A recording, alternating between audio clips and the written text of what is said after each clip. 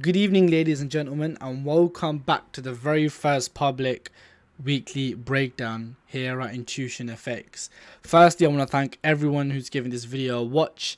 And before we go any further, give this video a thumbs up, share it, like it, and make sure you guys subscribe because I'm back and I'm going to be putting out a lot of content. So I'm just going to use this video to outline what I'm going to be doing, why I'm going to be doing it, and what you guys can expect from me. And I'll tell you why I took a big break with this company. So first, I'll start off with why I took a big break. I spent about 6 to 8 months, the previous 6 to 8 months, just focusing on myself and my self-development, especially gym, my health. As you guys know, physical exercise is important, especially when you're a trader. It goes hand in hand with discipline and just finding my model. I feel like the more you're on Twitter, the more you're on YouTube, the more you're just on the social media scene, you get wrapped up in everyone else's realities and everyone else's opinions. You don't actually have a moment to think for yourself and really understand what you want from this marketplace. You see a lot of people using many different things, and then you're like, okay, which one do I use? Again, ICT this year has come out with a lot of new PD arrays, a lot of new macro timings,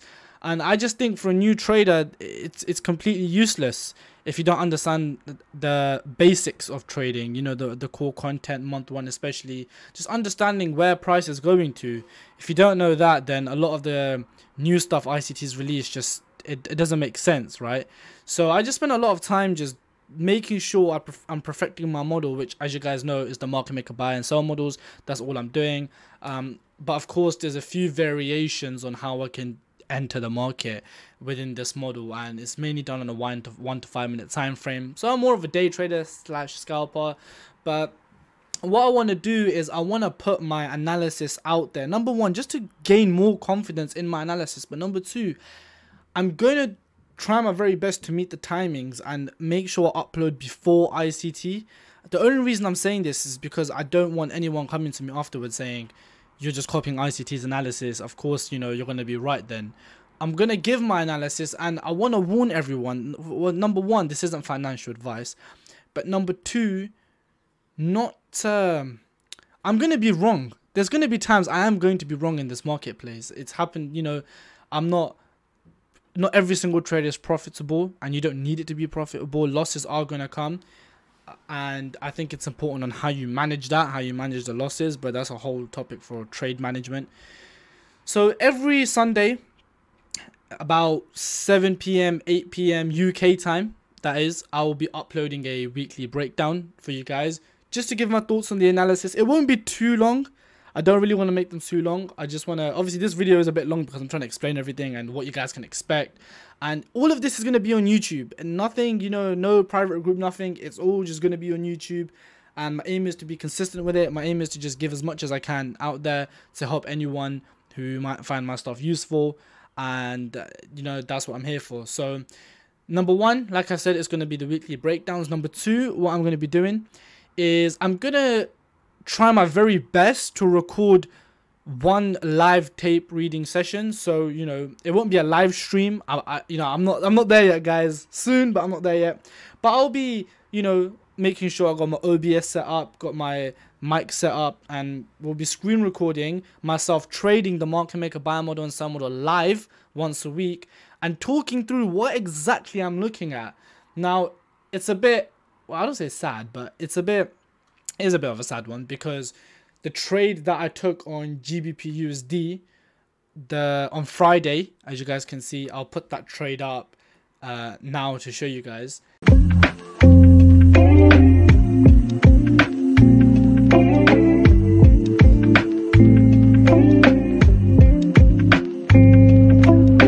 I actually had a whole video where I was speaking through what I was thinking, where I wanted certain fair value gaps to form, and what I was basically expecting on this whole market maker buy model over here.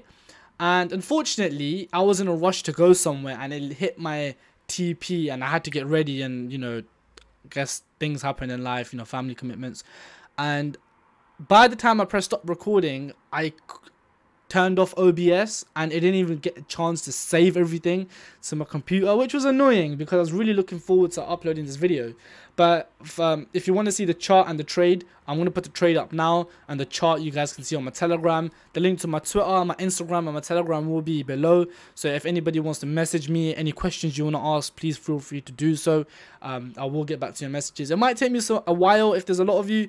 And it's because there's been a lot of people messaging me now that I'm back. So just give me some time to reply, but I will reply to every single one of you.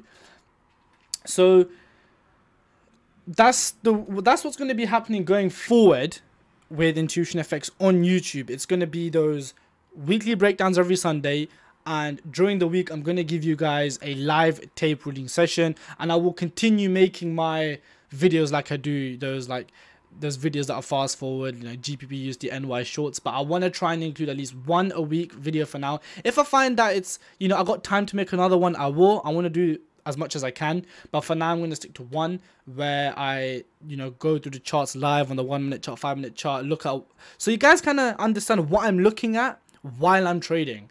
And I think that's very beneficial. I think that's what helped me a lot when I was watching a lot of ICT's live streams and a lot of things he's posted and how he reads the tape. It helped me a lot to see a lot of things. And I thought, you know, if anyone may want to look at my content, and I hope they can find, you know, some treasure from it as well. So I'm just get straight into the weekly breakdowns right now and kind of explain what I'm looking at for the week ahead. Now, to start off everything, I'm just going to go over the economic calendar for the week ahead. There we go. So again, every day we've got a high impact news every single day. Now, this can mean a lot of things. To a lot of traders, this might be scary if you don't know what you're doing. Like I said, I avoid FOMC, I avoid NFP, and I avoid CPI. Those three, I just like to just sit out and let the market do whatever it wants. Unless I've got a one-shot, one-kill trade on, you know, from the start of the week or from a previous week, which I hardly do anymore, but sometimes I do get them, and I will share them if I do. Then I like to keep my trades on and just make sure I've taken partials and move my stop loss to profit. So, you know, if the market wants to do whatever it wants, it can. So as you guys can see, a lot of high impact news next week. So this means a lot of volatility is coming. We are towards the end of the week now as well. So, you know, I like to look at the monthly candle in a way that, like a power of three, you know, like an open, you know, whether it's going high or low, and then, you know, make the high or low and then close. So, you know, open, high, low, close. And the way I like to do it is I like to sometimes, and I've incorporated this from just last month. I haven't been doing this for too long, but I like to stay out for the first week. I use that week as, let me see what the month is doing. Let it manipulate. Let NFP go. Let all of those things happen. And let me just sit out for the first week and kind of just let the market manipulate. And then I spend the rest of the 3 weeks kind of just deciding where the monthly draw will be, and then going down on the weekly and on the daily. Now, to a lot of you, it might sound confusing, but as I said, if you stick with me, you know, for enough time, you're going to see me talk about these things, and it kind of like comes together like a jigsaw puzzle. And I feel like that's the same with ICT's content. You have to put it all together for it to make sense. So again, you will see a similar thing here. So again, a lot of volatility. Now, looking at the dollar index, I'm not very keen on how we've actually made this fair value gap over here, to be honest, and we haven't actually dipped into it. Now, I haven't got a chart up right now, so a chart up for what I'm about to talk about. I think it was the bond market, and there's a SMT on the interest rate triad, meaning that we're bullish on bonds, and I think the inverse to the dollar, from what I was looking at, the 30 years inverse to dollar. So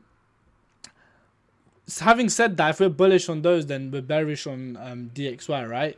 Now, when I'm looking at DXY right now, I want it to go into that fair value gap. I want it to go down there, and that's my drawn liquidity now. That is my drawn liquidity. But I'm not going to try call a reversal, but I'm going to wait for the market to give me something, right? Now, we've got a daily volume imbalance over here. If I go on the 1 hour time frame, I'm looking at this like a market maker sell model in the making, right? We've got the original consolidation, we've got the low risk buys, reaccumulation occurring, and I feel like we can get up to the daily volume imbalance, create like a smart money reversal, shoot down, retrace back up, and then absolutely just take out these relatively equal lows over here, going into that fair value gap. That is a range I want to work in, but like I said, it's something I have to wait for. I can't just tell you it's going to drop from here.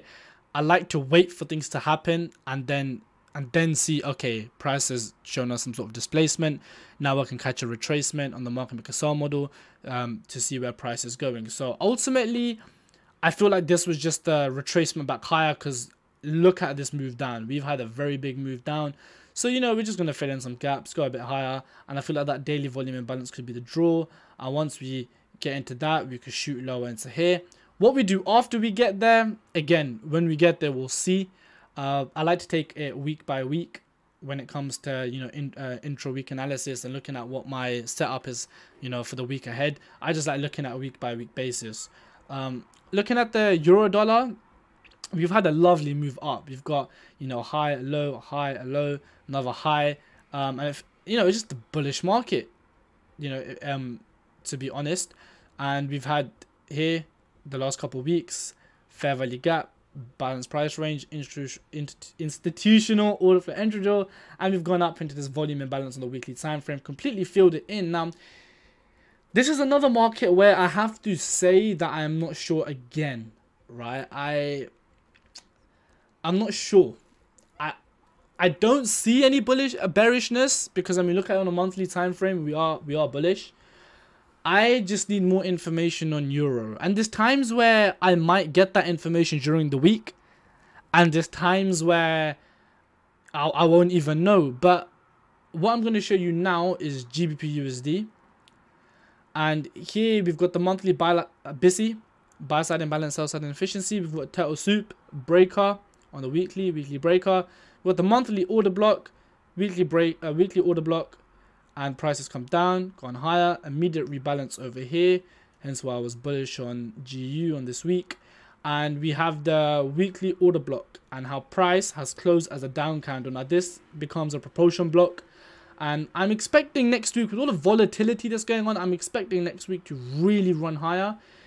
Do we get into this weekly volume imbalance? I'm not sure. My draw is here, the monthly fair value gap. I'm just looking for a target to get into that monthly fair value gap. And next week I'm looking at GU. I favor GU rather than EU, because normally when I do my analysis on the weekend, again, you guys will see this as times go forward, you're going to see that I end up favoring one pair over the other, because one's normally just way more clear than the other one.